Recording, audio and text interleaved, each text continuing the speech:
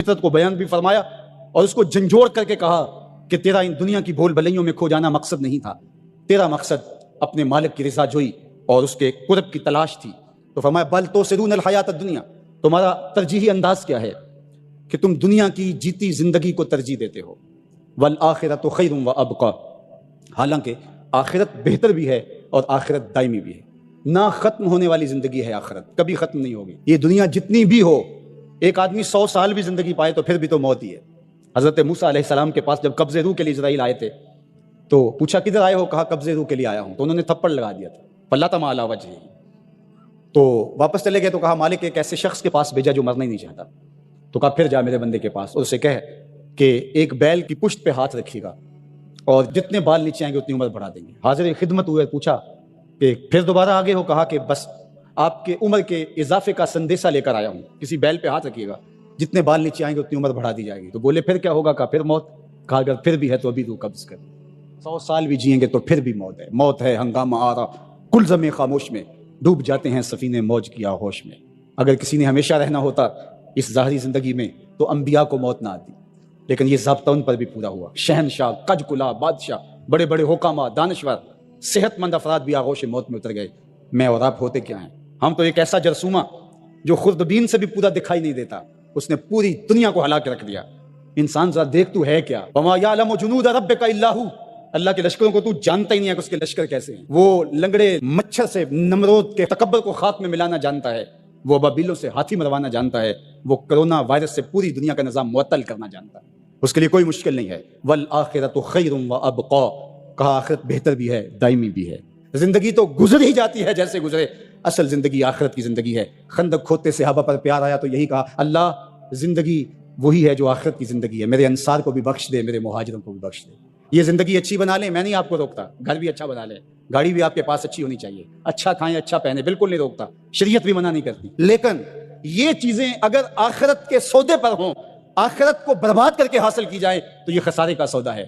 اور اگر آخرت کا کچھ نہیں بگڑتا اور دنیا کی زندگی بھی سنورتی ہے تو یہ راستے ملتے ہیں، ہمارا دین ہمیں راستہ دیتا ہے۔ تو آئیے یہ جہاں بھی سوار لیجئے، وہ جہاں بھی سوار لیجئے، میں اور آپ ایک ایک سانس اللہ کے لیے، اس کے رسول کے لیے بسر کریں۔ ہم جیے تو اس کے لیے، ہم مرے تو اس کے لیے۔ اللہ ہم کو دنیا آخرت کی بلائیاں نصیب فرمائے۔ انسانی فطرت ہے کہ وہ بھاگتا ہے نفع کی طرف، اور دنیا کی زندگی اس کے لیے ایک میٹھا خواب ہے، حلم کہا گیا، میٹھا خواب، اور وہ بھول جاتا ہے کہ یہ سب کچھ ٹوٹ کے بکھر جانے والی چیزیں اور سب کچھ یہاں رہ جانے والا ہے۔ دنیا اس کو میٹھی لگتی ہے، دل آویز لگتی ہے، اور اس دل آویزی میں اتنا کھو جاتا ہے کہ وہ اپنے مقصد زندگی سے منحرف ہو جاتا ہے۔ جو اس کا مقصود حیات تھا، جس کے لیے اس کی تخلیق ہوئی ہے، اس سے وہ پھر جاتا ہے۔ جب کسان ہل چلاتا ہے اور فصل پکتی ہے تو چڑیاں آ کے اس فصل کو چگ جاتی ہیں، کچھ دانے اٹھا کے لے جاتی ہیں۔ تو روایت میں آتا ہے کہ وہ اٹھائے ہوئے جو دانے چڑیاں لے گئی ہیں، اللہ ان کو بھی اس کسان کے نامہ اعمال میں صدقے کے ثواب میں لکھتا ہے۔ تو یہ دین ہے ہمارا۔ ما وعدہ فی امرأ فہی صدقہ، جو تم کمائی بیوی کو لا کے دیتے ہو، اس کے منہ میں رکھتے ہو، برگر کھلاتے ہو، تو بیوی کو جا کے تم جو چیز کھلاتے ہو لا کے، اور اس سے وہ خوش ہوتی ہے اور تمہیں بھی اس سے مسرت ہوتی ہے، تو فرمایا کہ وہ جو تم نے کمائی کر کے لقمہ لا کے بیوی کے منہ میں دیا اور وہ خوش ہوئی، تو فرمایا تمہارا وہ بھی نامہ اعمال میں صدقے کے کھاتے میں لکھا جائے گا۔ تمہارا دین تو کتنا آسان دین ہے، تمہارا دین تو اتنا اچھا دین ہے۔ صرف یہ ہے کہ نیت کے فرق سے میں نے کہا چور اور چوکیدار بنتا ہے، اس نیت کے قبلے کو درست کرنا ہے، اس لیے اس کو سلس دین کہا گیا ہے، انما الاعمال بالنیات۔ تو ہم اس کے لیے جیتے ہیں، میری زندگی کا مقصد تیرے دین کی سرفرازی، میں اسی لیے مسلمان، میں اسی لیے نمازی، بات ختم۔ ہم بس اسی کے لیے جی رہے ہیں، اسی کا حکم ہے۔ اپنی اولاد کی اچھی تربیت کرو، ان کو دین کے سپاہی بنانا ہے، اس کو اللہ کے مطیع اور فرما بردار بندے بنانا ہے۔ اس کے لیے جو تم کوشش کر رہے ہو تو تمہارا یہ صدقہ لکھا جا رہا ہے۔ تم مجاہد فی سبیل اللہ ہو، تم اپنی اولاد کے لیے اس لیے کمائی کر رہے ہو کہ ان کو جو ہے وہ اللہ کا ایک مطیع بندہ بنانا ہے۔ تم اپنے ہمسایوں کے ساتھ اس لیے سلوک کر رہے ہو کہ ہمسائے اور اللہ رسول کا حکم ہے اور میں نے ہمسایوں کے ساتھ اچھا سلوک کرنا ہے۔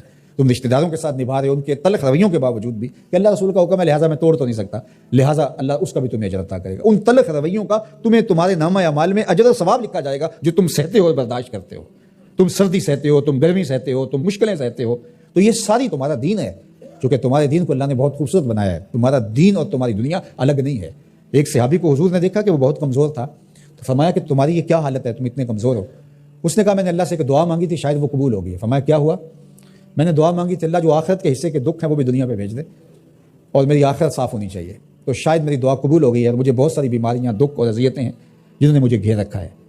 تو اس پر حضور خوش ہونے کی بجائے اسے ناراض ہو کے کہا کہ تو نے یہ کیوں کہا کہ آخرت کے حصے کے دکھ دنیا پہ آ جائیں؟ تو نے یہ کیوں نہیں کہا ربنا آتنا فی الدنیا حسنۃ وفی الآخرۃ حسنہ، اللہ مجھے اس جہاں میں بہتریاں دے دے، اس جہاں میں بہتریاں دے۔ تو یہ زندگی اچھی جئیں، اچھی سواری، اچھی بیوی اور کشادہ مکان، انسان کی خوش قسمتی سے، مسلمان کی، مومن کی خوش قسمتی سے بتایا گیا ہے۔ اچھا اللہ آپ کو گھر دے، اس میں آسودہ رہیں، اللہ آپ کو اچھی فرما بردار نیک صالحہ بیوی دے، بہت اچھی بات ہے۔ اللہ آپ کو اچھی گاڑی دے دے، تو اس میں کوئی گناہ نہیں ہے، کوئی برائی نہیں ہے، اچھی بات ہے۔ یہ نہیں ہے کہ دین یہ ہے کہ آپ اپنے تان کے کپڑے بھی اتار کے پھینک دیں اور سردی میں ننگے ہو کے بیٹھ جائیں، یہ کوئی دین ہے، یہ نہیں ہے۔ ہمارا دین کیا ہے؟ تمہاری نیت کا قبلہ درست ہو، تمہیں جو ملتا ہے تھوڑا ہے یا زیادہ اس پہ تم راضی ہو، تھوڑا ملے تو پھر بھی مالک تیری مرضی میں اس پہ راضی ہوں، اور زیادہ ملے مالک میں تیری مرضی پہ اور تیری عطا پہ راضی ہوں۔ تھوڑا ملے تو صبر کرے، زیادہ ملے تو بانٹنا شروع کر دے، بات ختم ہو گئی۔ اور کاروبار کرے تو اللہ کی رضا کے لیے جائے، اور بچوں کو ایک اچھی تربیت کی نیت سے گھر سے نکلتا ہے۔ حتیٰ کہ جو کاروبار کرتے ہوئے مشقتیں آتی ہیں، ٹینشنیں آتی ہیں، پریشانیاں آتی ہیں، جھٹکے لگتے ہیں، انسان کو گاہک کے رویے کی وجہ سے کسی نے ادھار لے لیا، وہ پیسے نہیں دے رہا، بار بار اس کو کہنا پڑتا ہے، اس کے سخت اور تلخ رویے ہیں، یہ جو جھٹکے اور تکلیفیں اور جو ٹینشنیں آتی ہیں، اس تاجر کو اللہ کی جانب سے اس کا بھی ثواب عطا کیا جاتا ہے۔ تو یہ کتنی کرم نوازی ہے اس کی، اور کتنی رحمت ہے اس کی جو اللہ تعالیٰ نے اہل ایمان پہ رکھی۔